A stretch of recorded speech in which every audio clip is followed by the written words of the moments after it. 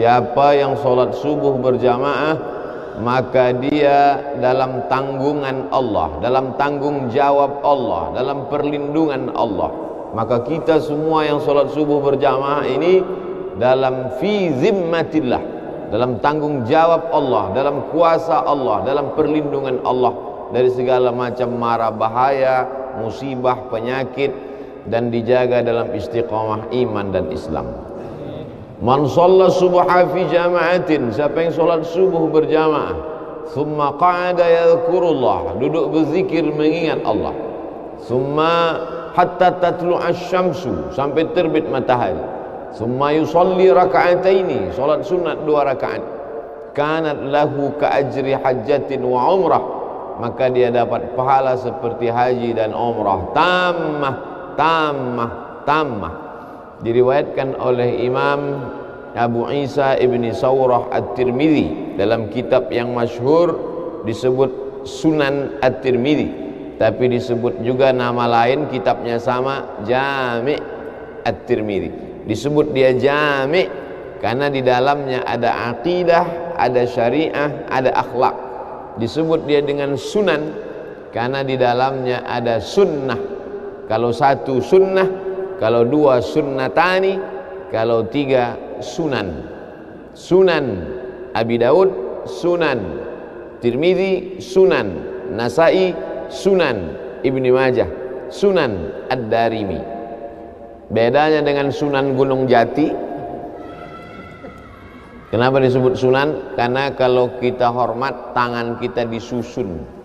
Susun itu susunan, maka disebut sunan. Tidak ada hubungan. Yang satu sunnah, yang satu cara menghormati, sunan.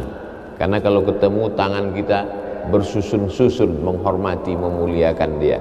Begitu juga lah tangan saya susun memuliakan Abah Raud, para tuan-tuan guru, alim ulama, Amar, Adinda Amar, sahabat-sahabat semua, muslimin muslimat, insyaallah semua kita dalam ridha Allah Subhanahu wa taala.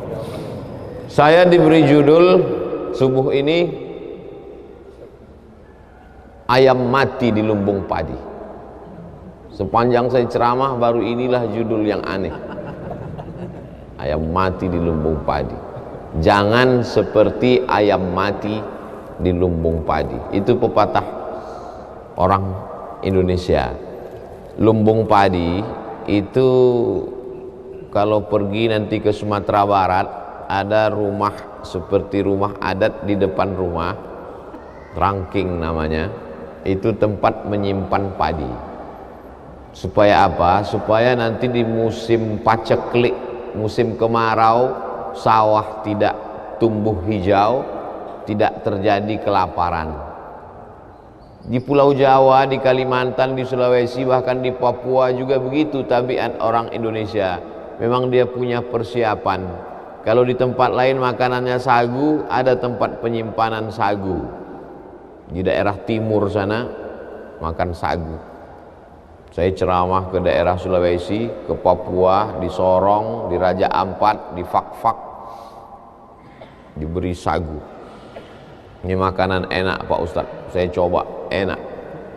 Cuman cepat laparnya, karena kita biasa makan nasi. Artinya apa? Ada persiapan untuk masa depan. Itu diajarkan Allah Subhanahu wa taala dalam surah Yusuf. Ketika dia diberikan Allah taala ilham melalui mimpi, wahyu. Bagi kita tidak ada wahyu karena sudah putus dengan datangnya Nabi Muhammad sallallahu alaihi wasallam. Habis. Al-yauma akmaltu lakum dinakum wa atmamtu alaikum ni'mati wa raditu lakumul Islam madina. Habis, tak ada lagi wahyu. Tapi kemudian ilham tetap terus ada. Lil insani lammatani, manusia ini punya 2 lammah. Bisikan-bisikan yang datang dari malaikat disebut ilham. Bisikan-bisikan yang datang dari syaitan disebut waswasah. Makanya kita selalu minta perlindungan Allah dari waswasah.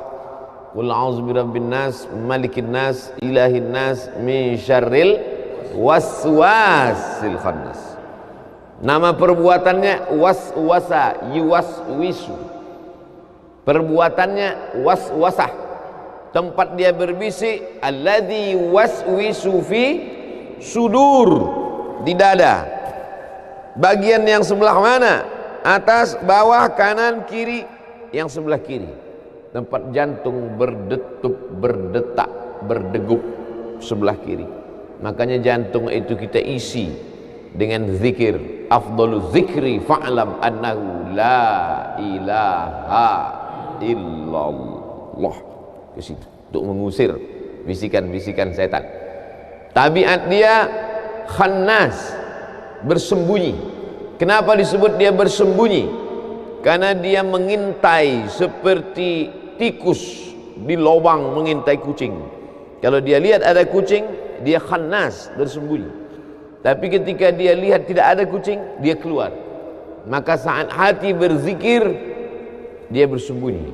Saat hati lalai, dia keluar. Maka kata Allah, wala takum minal ghafilin, jangan kau lalai. Kun ma'allah, selalulah engkau bersama dengan Allah. Selalulah engkau bersama dengan Allah. Kalau engkau tidak bisa bersama dengan Allah, fakun man ma'allah, hendaklah engkau bersama dengan orang. Kalau kau duduk dengan dia, kau ingat Allah. Makanya kalau duduk dengan almarhum dulu, ingat Allah. Duduk dengan Abah Raud, ingat Allah.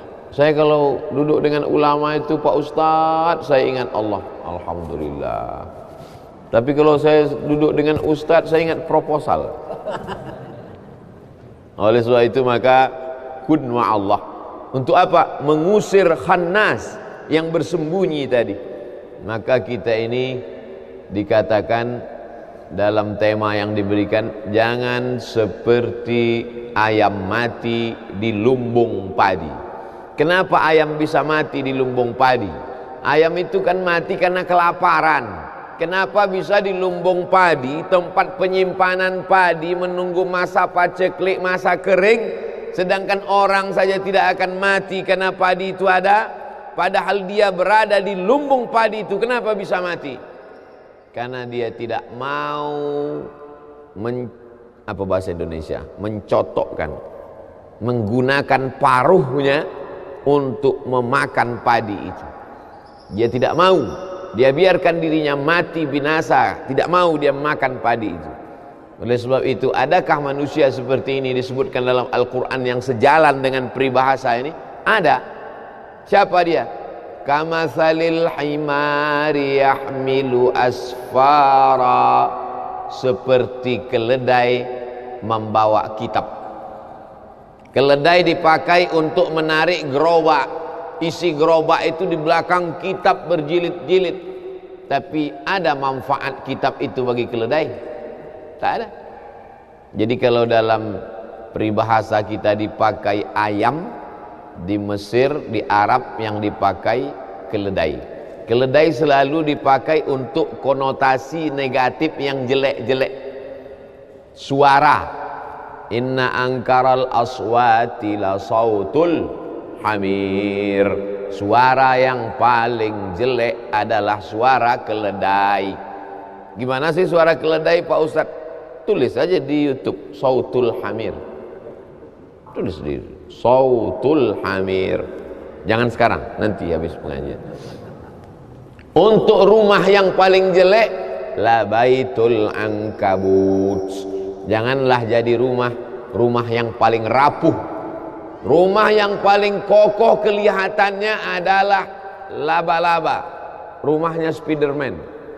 Tapi itulah rumah yang paling rapuh. Kenapa? Karena membangunnya susah, menarik getah kayu, disusun demikian indah, cantik, berangkai, tapi kemudian sekali tarik saja hancur. Perumpamaan rumah paling jelek, laba-laba.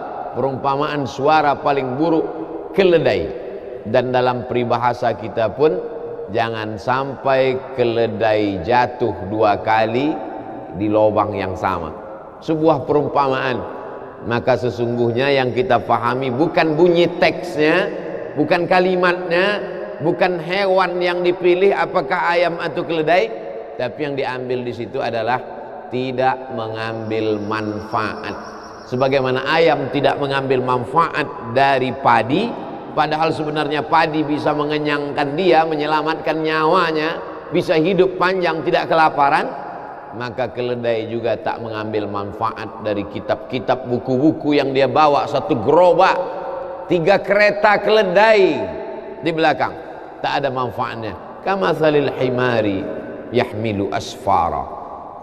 Dalam ayat lain Allah Ta'ala memberikan contoh, kalau yang ini keledai, manusia mulia, tapi apa kata Allah? Walau syi'na la rafa'nahu biha. Kalau kami mau, kami sudah lama angkat derajatnya. Walakinnahu akhlada ilal ardi. Tapi dia tidak mau naik ke atas, dia lebih memilih jatuh ke bawah. Wattaba' hawah, diperturutkannya hawa nafsunya. Famathaluhu, ini lebih tinggi lagi.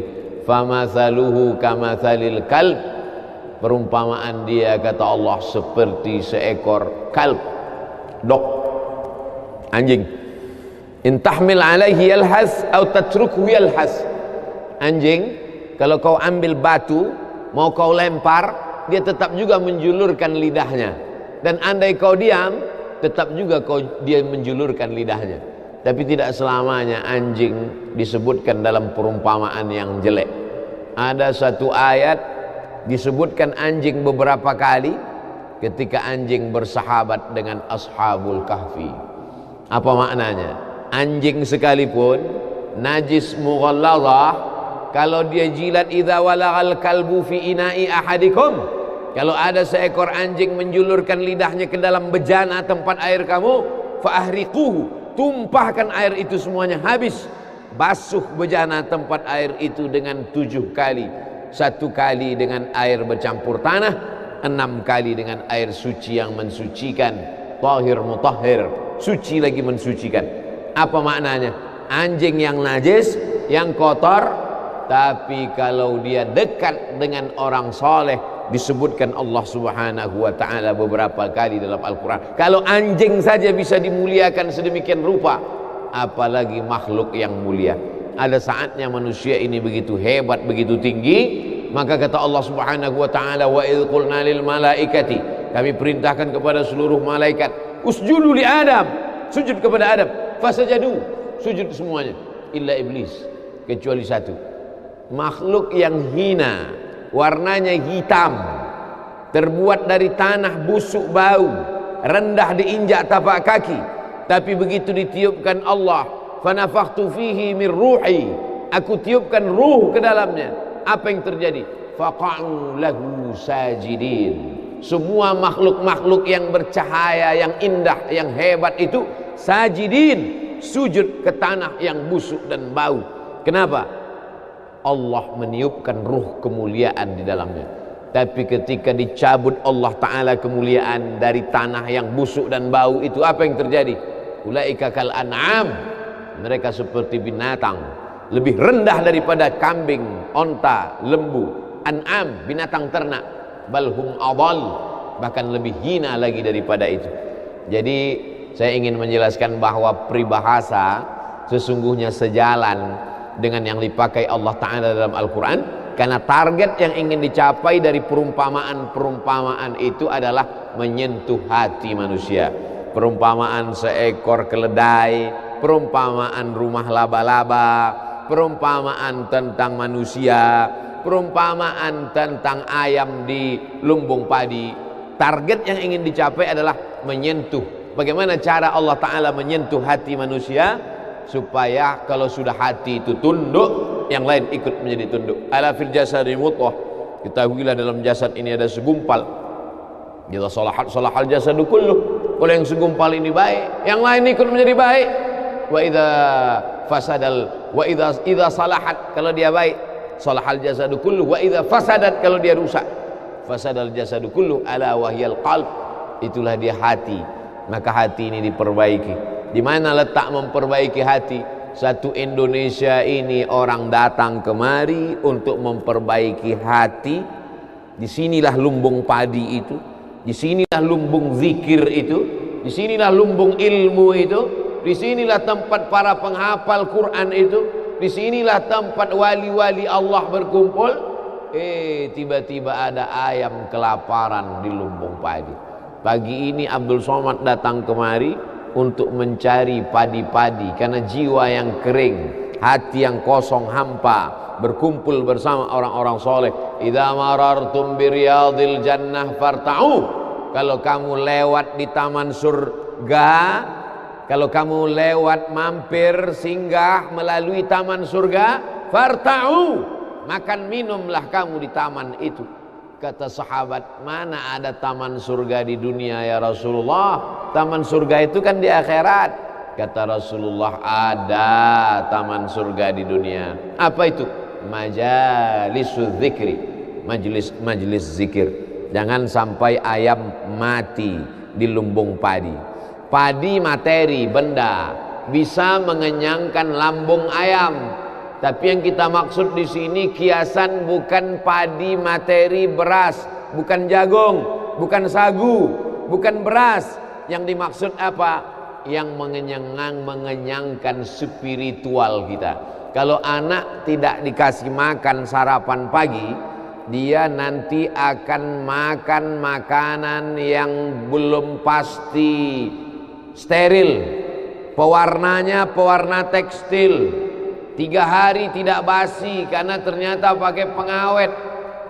Bukan cuman pengawet itu mengawetkan makanan dia awet sekalian gara-gara pengawet terlalu banyak. Maka orang tua yang khawatir anaknya jajan sembarangan di pinggir jalan, dikasih makanan. Ini materi, makanan ini materi, beras ini benda, sagu ini benda, jagung ini benda. Benda hanya bisa mengenyangkan benda. Materi beras, jagung, padi mengenyangkan lambung, karena lambung juga materi. Tapi jiwa manusia bukan materi.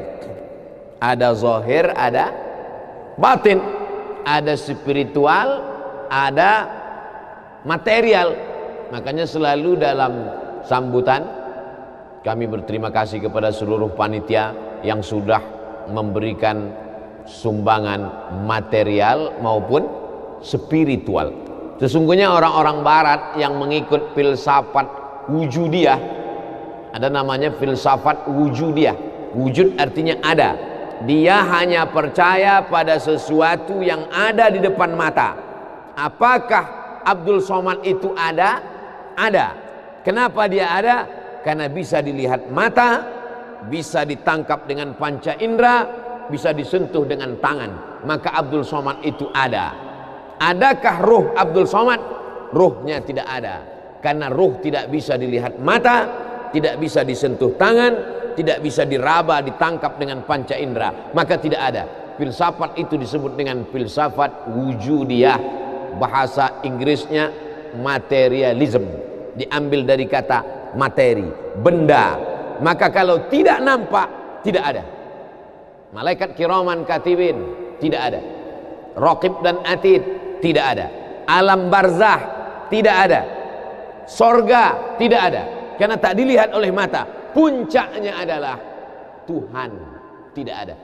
Maka lahirlah generasi-generasi ateis. A, tidak ada. T, Tuhan. Is, keyakinan. Ateis, keyakinan yang meyakini bahwa Tuhan tidak ada. Tapi aneh bin ajaib, ketika dia mau mati kecelakaan, dia minta tolong, dia tulis SOS, save our soul, selamatkan jiwa kami. Katanya tidak percaya kepada yang gaib, tapi dia minta selamatkan, save our soul. Mestinya kalau tidak percaya kepada jiwa, tidak percaya kepada roh, tidak SOS, SOB, save our body. Dan dalam lagu kebangsaan Indonesia kita nyatakan, kami percaya kepada yang zahir dan batin. Indonesia Raya, bangunlah jiwanya dulu dibangun, barulah bangun badannya. Maka membangun badan ini nomor 2. Tapi kalau kita tonton TV, iklan yang paling banyak itu membangun jiwa atau membangun badan? Membangun badan. Cobalah tonton TV, ambil kertas, bawa pena. Dari jam 6 pagi sampai jam 6 sore nanti tonton. kasih, ambil kertas, garis di tengah, buat membangun jiwanya, membangun badannya. Berapa yang membangun jiwa, berapa membangun badan. Air ini membangun jiwa, membangun badan. Membangun badan. Dia materi. Maka materi hanya bisa menyelesaikan masalah materi. Masalah materi mana yang mau diselesaikan dengan materi ini? Materi ini. Materi mana yang bisa diselesaikan dengan sarapan? Materi lambung. Tapi masalah materi jiwa, sebetulnya jiwa itu beradanya di mana, Pak Ustadz? Di sini atau di sini? Ikhtilaf para filosof. Yang satu mengatakan fid dimag, di otak. Yang satu mengatakan fil qalb, di jantung. Saya tidak suka ikhtilaf-ikhtilaf, karena kata Nabi, kata Allah dalam Al-Quran, kata Nabi dalam hadis, la takhtalifu fakhtalafat qulubukum, jangan kamu ikhtilaf, nanti hati kamu ikut menjadi ikhtilaf. Saya mengkombinasikan aja antara dua pendapat ini, berawal dari jantung naik ke otak. Jadi kalau ada mengatakan sebetulnya kita saat berpikir itu di mana, di sini atau di sini? Am ala qulubin afala yatadabbaruna al-Qur'an, mengapa mereka tidak merenungkan Al-Quran? Am ala qulubin aqfaluha, atau hati mereka terkunci? Kalau begitu berpikir itu di hati katanya. Ini dalil mereka yang mengatakan bahwa letaknya itu yang gaib itu letaknya di hati. Dan banyak sekali hadis-hadis mengatakan di hati. Tapi banyak orang selalu mengatakan marilah kita berpikir. Pernah nggak orang ngomong marilah kita berpikir? Think, marilah kita berpikir. Lalu saya temukan ada pendapat yang mengkombinasikan antara duanya. Kata dia berawal dari jantung, dari kemudian naik ke otak. Sesuai dengan para dokter ahli medis kita juga berkata demikian. Berawal dari degup, detak, hembusan darah di jantung, dari jantung lalu kemudian menyembur ke otak, otak ini disegarkan, lalu dari otak turun ke mata, dari otak ke tangan. Makanya orang kalau sudah bermasalah otaknya, makan otak-otak. Kalau sudah bermasalah di otak, akhirnya bermasalah di lain. Makanya penyakit yang paling berbahaya, penyakit yang paling ditakuti orang zaman sekarang, akibat dari banyaknya lemak, minyak masuk ke dalam darah, akhirnya terjadi penyumbatan saluran darah, lalu kemudian na'udzubillah terjadilah hal-hal mati badan sebelah, stroke dan lain sebagainya. Tapi insya Allah orang-orang yang soleh makan yang digaga, apalagi sekarang 10 awal Muharram, bulan mulia, bulan haram, bulan banyak dipakai untuk beribadah. Jangan sampai tinggal puasa sunat 9, 10, 11, nggak bisa 3 hari 9, 10 saja, 9, 10 pun nggak bisa 10 saja, 10 pun nggak bisa juga, innalillahi wa inna ilaihi raji'un. Lalu kemudian kalau dipakai teori-teori Nabi SAW, Nabi itu berbuat itu bukan mengikuti analisa akal, tidak pula mengikuti hati, tapi dibantah Allah itu semua. Wa ma yantiqu 'anil hawa in huwa illa wahyun yuha, wahyu dari Allah Subhanahu wa taala. Maka sesungguhnya saya ingin menjelaskan, materi hanya bisa menyelesaikan masalah materi. Materi hanya bisa menyelesaikan masalah materi. Sedangkan yang dimaksud dengan non materi, membaca Quran, zikir, duduk dengan orang-orang soleh, pengajian, tasbih, tahmid, takbir, solawat, majelis ilmu, itu adalah menyelesaikan non materi. Makanya kita Islam ini diajarkan keseimbangan. Jangan kau angkat suaramu tinggi-tinggi, la tarfa'u aswatakum fawqa sautin nabi. Jangan kau angkat suaramu melebihi suara Nabi. Orang Arab Badui yang tidak sopan meninggikan suara di depan Nabi. Turun ayat, la tarfa'u aswatakum fawqa sautin nabi. Maka kata Allah Ta'ala yang paling baik itu pertengahan. La tajhar bi salatika, jangan kau jaharkan doamu terlalu melambung melengking. Wala tukhafid biha, jangan pula kau khafi sampai tak terdengar. wabtaghi baina dzalika sabila, tapi carilah jalan tengah. Makanya umat Islam ini adalah jalan tengah. Umat ini adalah umat pertengahan. Wa kadzalika ja'alnakum ummatan wasata. Yang satu mengatakan Nabi Isa itu dinaikkan ke atas terlalu tinggi. Wa qalatil yahudu Uzairu bin Allah wa qalatin nasara al-masih ibnullah. Al-masih anak Allah, terlalu tinggi. Yang satu pula Yahudi mengatakan Isa anak zina. Mereka tuduh Maria berzina dengan Joseph si tukang kayu. Anak zina, jatuh ke bawah, rendah, hina. Maka abuki imra'a sau'in, bapakmu bukan preman, orang jahat. Wa makanat ummuki baghiyah, ibumu bukan baghiyah, wanita tuna susila. Datang orang Yahudi menemui Maryam yang baru saja melahirkan anak. Makanan qasiyah, dia tidak tahan mendengar buli-buli.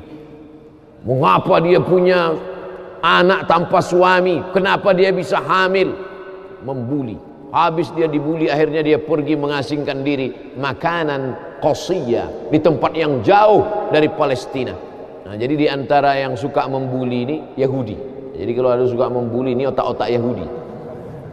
Maka larilah Maryam. Jadi kalau mau belajar dari bagaimana Maryam dibuli orang, bagaimana cara dia, pergi lari. Kita sekarang kalau dibuli orang nggak perlu lari, cukup matikan handphone.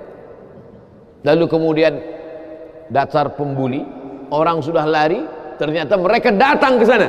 Mereka datangi langsung. Apa kata mereka? Makanat abuki imra'a sau'in, bapakmu bukan orang jahat. Wa makanat ummuki baghiyah, ibumu bukan wanita tuna susila. Titik. Kalau ayat itu dilanjutkan tidak layak menjadi kitab suci. Bapakmu bukan preman tengik, ibumu bukan wanita tuna susila. Kalau dilanjutkan, mengapa kau punya anak hasil zina? Apa yang dilakukan Maryam? Tarkul jawabi alal jahili jawabun. Tidak menjawab orang yang jahil, itulah jawabannya. Tidak menjawab orang jahil, itulah jawabannya. Apa yang dilakukan Maryam? Fa asyarat ilaih. Maryam cukup menunjuk anaknya. Isa yang terbaring, sesosok bayi. Fa asyarat ilaih. Maryam menunjuk anaknya. Kata Maryam, bayangkan tiba-tiba kalau datang orang sedang membuli. Kenapa kamu bisa hamil gak punya suami? Bapakmu bukan orang jahat, ibumu juga bukan wanita tuna susila. Kenapa kamu bisa punya anak haram? Oh, makin marah dia. Apa kata mereka? Kaifa nukallimu man kana fil mahdi sabiyya? Kaifa nukallimu man kana fil mahdi sabiyya? Kamu suruh kami bicara dengan anak kecil ini. Bagaimana kami bisa bicara dengan anak ini? Disitulah Allah Ta'ala menunjukkan mukjizatnya. Seimbang antara zahir dan batin. Yang dilakukan oleh Maryam itu adalah zahir, menunjuk anak. Tapi yang dilakukan Allah adalah batin. Islam mengajarkan seimbang antara zahir dan batin. Jangan orang hanya batin saja. Innallaha la yanzuru ila ajsamikum. Allah tidak melihat bentuk fisik tubuh kamu. Wala ila suwarikum. Allah tak melihat rupa wajah kamu. Walakin yanzuru ila qulubikum. Yang dilihat Allah itu batin kamu. Gara-gara ini santri-santri tak mandi pagi. Kamu kenapa matanya? Allah hanya melihat hati kita, Pak Ustaz. Makanya ketika bercermin kita diajarkan Allahumma kama hassanta khalqi wa hassin khuluqi. Makanya di azikra yang zahir ada, yang batin ada. Merugilah orang yang berada di Jakarta, Jabodetabek, Jakarta, Bogor, Depok, Tangerang, Bekasi. Mereka adalah ayam-ayam mati di lumbung padi. Yang dari Sumatera selamat karena nyebrang pulau. Kalau mau datang kemari rapid test dulu. Kan sembarang. Nih, masih ada bekasnya. Saya selamat. Saya tidak termasuk ayam mati di lumbung padi karena lumbungnya jauh. Tapi yang ada di sekitar Jabodetabek, Lampung agak kena juga karena dekat kemari. Dulu seingat saya berbis-bis datang kemari. lalu kemudian yang lebih dekat lagi Bogor, yang lebih dekat lagi sekitar ini. Maka ini akan ditanya, la tus'alunna yauma idzin anin na'im. Kamu ditanya, nikmat terbesar adalah bisa tinggal di dekat az-zikra, nikmat terbesar. Tapi tidak ada nikmat yang sia-sia. Afa khalaqnakum abatha, apakah kami ciptakan kamu sia-sia? Aku beri engkau nyawa, aku titipkan roh di dalam jasadmu, ku berikan ku kesempatan tinggal di dekat az-zikra. Tapi kenapa kau menjadi ayam yang mati di lumbung padi? Perutnya mungkin kenyang, tenggorokannya mungkin tenang, matanya mungkin lapang, tidurnya lelap, tapi jiwa kosong hampa. Akibat apa? Akibat tidak diisi dengan zikir, tidak diisi dengan baca Quran, tidak diisi dengan muhasabah, tidak diisi dengan meneteskan air mata, tidak diisi dengan duduk bersama ulama, tidak diisi dengan sholat berjamaah, tidak diisi dengan kajian-kajian. Sesungguhnya setiap kita datang ke dunia ini sudah membawa benih. Tidak ada yang lahir ke dunia ini kosong hampa.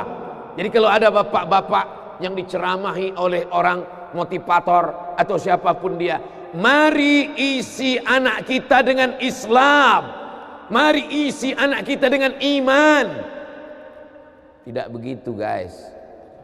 Kita lahir ke dunia ini bukan dalam keadaan kosong. Kita lahir sudah membawa iman. Mana dalilnya? A'udzubillahi minasyaitonirrajim. Wa idz akhadha rabbuka min bani adama. Ingatlah ketika Allah mengambil persaksian dari seluruh anak cucu keturunan Adam. Wa ashhadahum. Allah mengambil persaksian. Ashhada yushhidu. Ashhadahum ala anfusihim. Ketika itu Allah bertanya, alastu bi rabbikum? Bukankah aku ini Rabb kamu? Semua kita waktu itu menjawab, bala syahidna. Ya, engkau adalah Rabb kami ya Allah. Setelah kita diisi, barulah kita masuk ke dalam rahim ibu kita, barulah turun ke bumi, barulah datang kemari. Lalu kemudian setelah di sini lupa, antaqulu yaumal qiyamati inna kunna an hadza ghafilin. Kami lupa, kami tidak ingat. Orang yang tidak ingat ini diingatkan. Fadzakir, ingatkanlah, inna fa'ati az-zikra. Fadzakir, berilah peringatan, inna fa'ati az-zikra. Inna fa'ati az-zikra. Az-zikra bermanfaat untuk siapa? Liman yakhsha, bagi orang yang takut bahwa dia nanti akan bangkit dari tanah, bahwa dia akan hidup sekali lagi, bahwa ruh dan jasadnya akan dipertemukan lagi. Apa mungkin kita ini akan hidup lagi Pak Ustadz?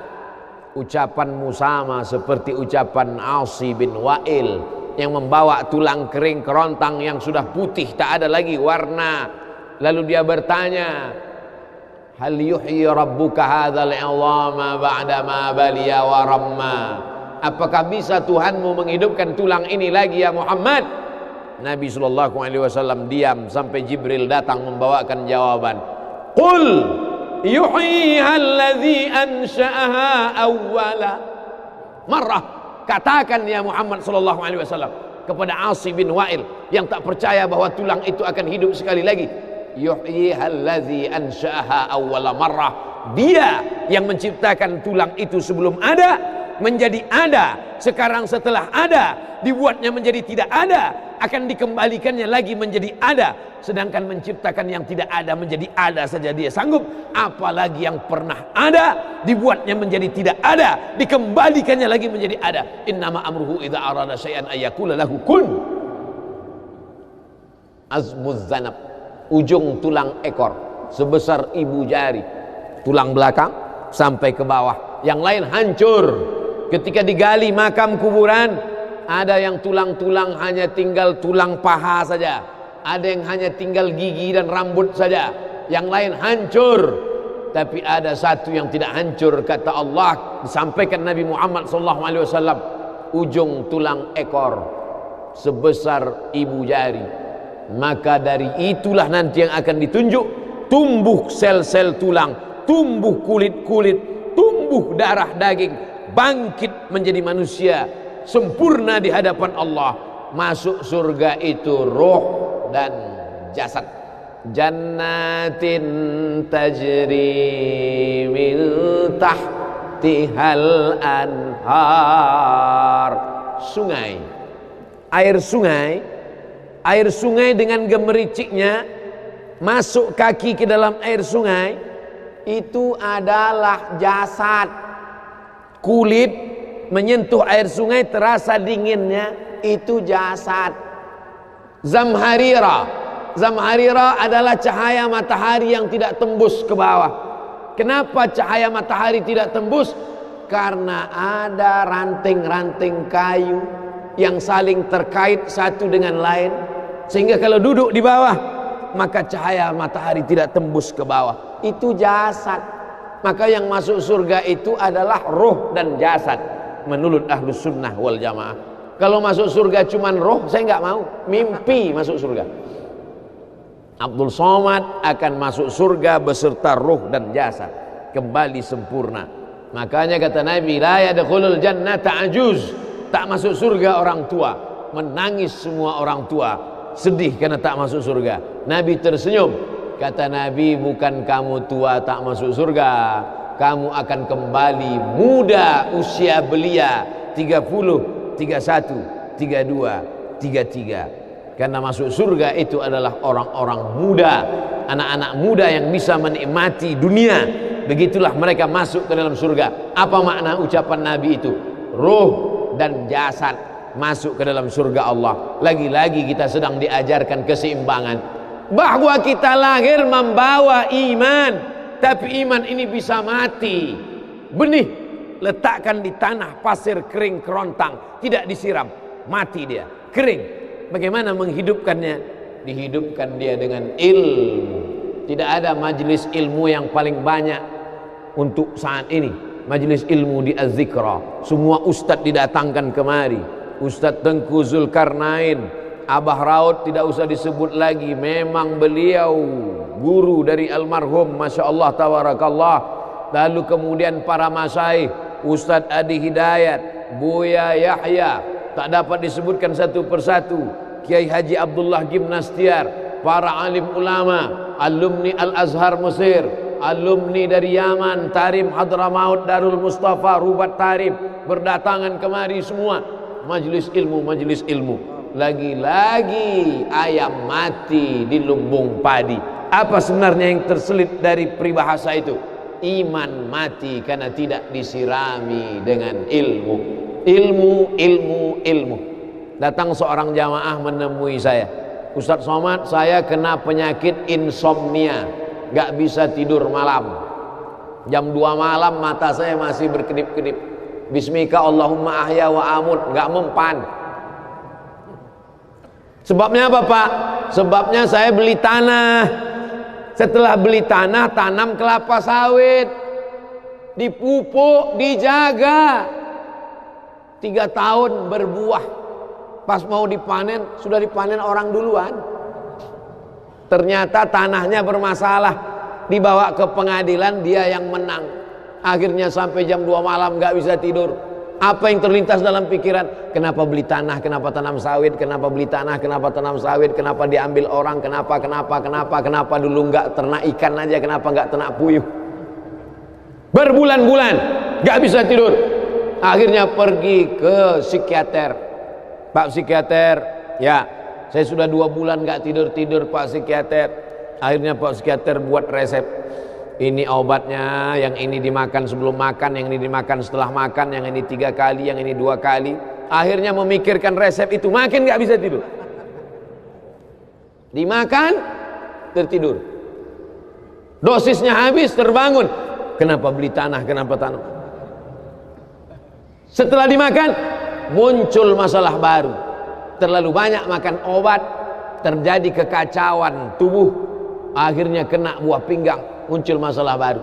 Sampai akhirnya saya ketemu MP3 Ustadz, saya dengarkan sebelum tidur malam. Begitu saya dengar, saya itu tidur. Makanya saya tidak marah kalau ada jamaah itu tidur. Itu menunjukkan jiwanya tenang. Karena dia tidak kena penyakit insomnia. Orang Amerika, orang Eropa, mobilnya mewah, apartemennya cantik, rumahnya megah, duitnya banyak, dolarnya bejibun, gak bisa tidur karena masalah hidup dunia. Kita naik angkot kelewatan gang. Itu menunjukkan apa? Di mana letak ketenangan itu? Huwallazi anzala sakinata fi qulubil mu'minin. Dia yang menurunkan ketenangan ke dalam hati orang yang beriman. Oleh sebab itu maka iman ini mesti disiram dengan ilmu. Majelis ilmu adalah majelis zikir. Majelis ilmu adalah majelis turunnya rahmat dan barakah. Majtama'a qaumun fi baitin min buyutillah. Sekelompok orang berkumpul di rumah Allah, yatsluna kitab Allah, membaca ayat-ayat Allah, wa yatadarasunahu fima bainahum, mengkaji isinya. Nazalat alaihimus sakinah, turun ketenangan. Wasyiyat bihimur rahmah, turun rahmat kasih sayang Allah. Haffat bihimul malaikah, dikelilingi oleh para malaikat. Wa dzakarahumullahu fi man indah, dibanggakan Allah Ta'ala dengan para malaikat. Tadi malam ketemu dengan murid dari Syekh Muhammad Yasin bin Isa Al-Fadani di Zawiyah Raudhah. Ketemu, cium tangan, barokah, zikir, sholawat, tenang jiwa. Lalu kemudian subuh ini ketemu dengan Abah Raud, ketemu dengan para penghafal Quran, ketemu dengan santri-santri, tenang jiwa. Tidak ada yang menenangkan jiwa ini selain daripada majlis zikir, majlis ilmu. Betapa meruginya ayam-ayam mati di lumbung padi. Benih tidak disiram, mati. Benih yang disiram dengan majlis ilmu tumbuh, tapi tidak berbuah. Maka mesti disiram pakai pupuk buah. Datang konsultasi, ini kenapa tidak berbuah? Kenapa ini tidak berbuah? Karena ternyata dia mesti diamalkan. Sudah dapat ijazahnya, sudah talaqi, sudah halaqah, kenapa enggak berbuah? Belum diamalkan. Paksa-paksakan diri sebelum tidur malam, wudhu dulu, sholat witir. Paksa-paksakan diri bangun malam, tahajud. Paksa-paksakan diri siang, sholat qabliyah, sholat ba'diyah. Paksa-paksakan diri pagi, sholat duha. Paksa-paksakan diri, sholat subuh berjamaah. Barulah dia berbuah. Kalau dia tidak berbuah, dia hanya sekedar pokok kayu yang hanya membuat sampah saja. Tapi paling tidak tempat orang bernaung di bawah ketika panas. Tapi manfaatnya tidak sesuai, karena yang ditunggu itu buahnya. Masa pohon kayu rindang besar tidak berbuah, sementara semangka yang kecil buahnya besar? Oleh sebab itu maka mesti berbuah. Benih disiram, berbatang, berputih, berbuah. Buahnya ranum, cantik dan indah. Begitu dibelah tak bisa dimakan. Kenapa? Ulat semua isinya. Oleh sebab itu mesti dijaga.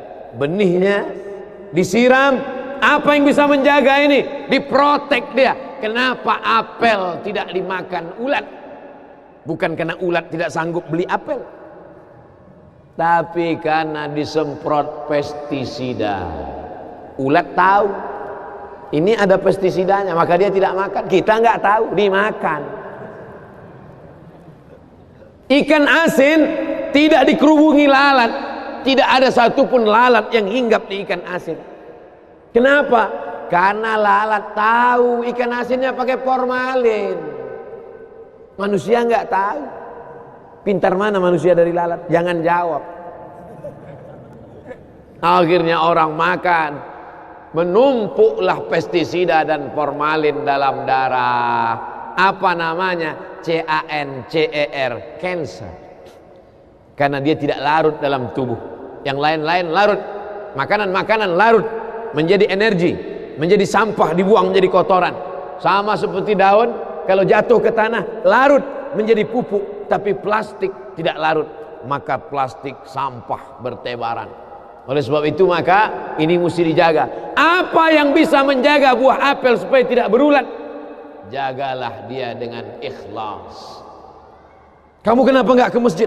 Saya kalau ke masjid riak, maka saya enggak ke masjid biar ikhlas. Tarkul amal li ajlin nas riak. Kata Imam Fudail bin Iyad, tarkul amal li ajlin nas riak.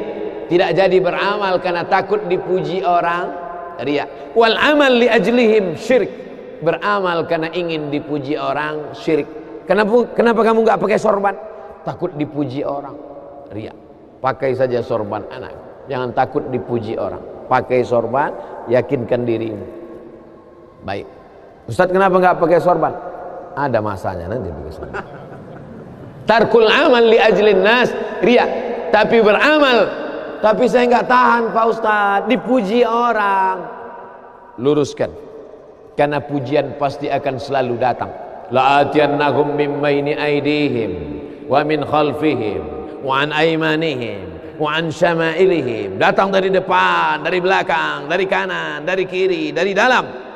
Alladzi yuwaswisu fi sudur. Dari dalam, dari depan, dari belakang, dari kanan, dari kiri, dari dalam, dari dua aspek, minal jinnati wan nas. Dari yang zahir, dari yang batin berdatangan dia. La uwiyannahum, aku akan goda anak cucu Adam. Sampai kapan? Madamat arwahuhum fi ajsadihim. Selama roh masih bersemayam dalam jasad, selama masih hidup, dia terus menggoda. Kapan kita berhenti dari godaan ini? Nanti setelah terbaring, terbujur kaku, bahkan sampai mau sakaratul maut pun dia tetap menggoda. Itulah makanya orang berzikir tidak bisa digoda waktu sakaratul maut. Kenapa?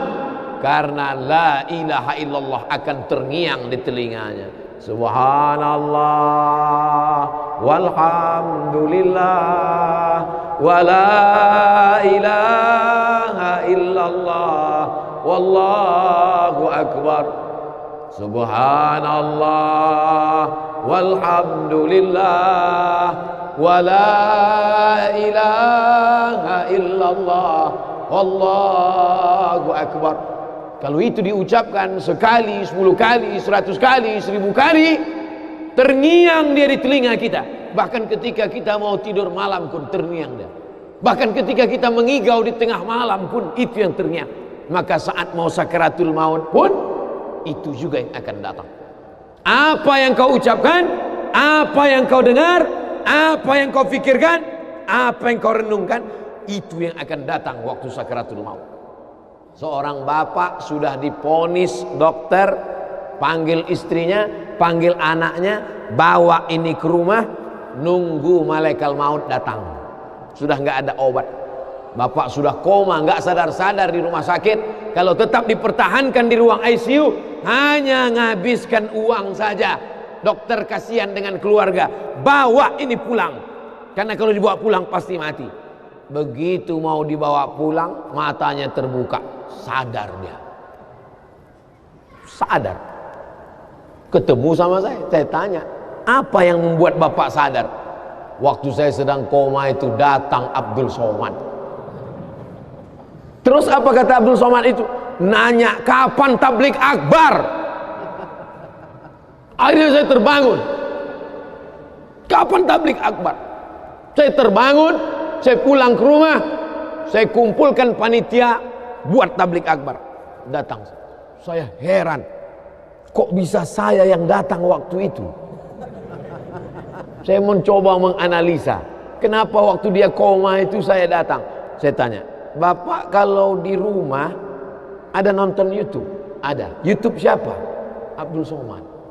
Oh. Dari rumah ke tempat kerja, dengar MP3 radio. Enggak radio Pak Ustaz, MP3, suara iya. Suara siapa? Ceramah Abdul Somad. Baru saya connect. Ternyata apa yang sering didengar, apa yang sering ditonton, apa yang sering dipikirkan, itulah yang akan datang ketika kita koma. Hati-hati yang suka sinetron Korea. Hati-hati yang suka Bollywood. Itu yang akan datang nanti waktu kau koma.